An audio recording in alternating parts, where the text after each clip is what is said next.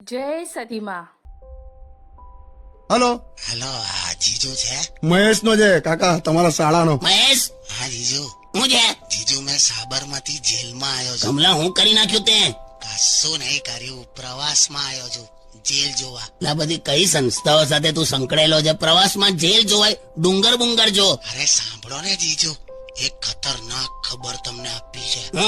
અહીંયા છે ને જેલમાં એક કેદી છે, કેદી. હા, તે કેદી જો કે ચીકુ પકાવવા ના મૂક્યા હોય. હા, તે મને ખબર છે, પણ તમે સાંભળો ને, તો આ કેદી છે ને, કેદી, એનો એક હાથ નથી. હા, તે એક પગ પણ નથી. હા, એક આંખ પણ નથી. હા, ત્યાં તે શું પણ? તે તમને ખ્યાલ ના આવ્યો? આ માણસ ધીરે ધીરે કરીને જેલમાંથી ફરાર થાય છે. તે તારી હમણાં કહું તો મહેશ. સાંભળ્યું ને? સાંભળ્યું ને? હા, સાંભળ્યું. તે મહેશ આ ધીરે ધીરે કરીને ફરાર થાય છે, આવું બોલાય? ઘાયલ થયેલો છે, જેનો હાથ નથી, પગ નથી, આંખ નથી. આ તો કઈ ધીરે ધીરે કરીને શરીરના અંગ બહાર મોકલે છે, એવું લાગે તને? તો પછી જીજુ, આ જેલના સુપરિન્ટેન્ડન્ટ ને ઇન્ફોર્મ ના કરું? કશું કરવાની જરૂર નથી. ઓ ડોબા, ઇજ્જતના ભડાકા ના કરતો તું. સાંજે સીધો ઘેર આય, એટલે મારા નહીં, હે તારા ઘેર જજે એમ. એક તો છે નહીં ને પાછી બુદ્ધિ વાપરે.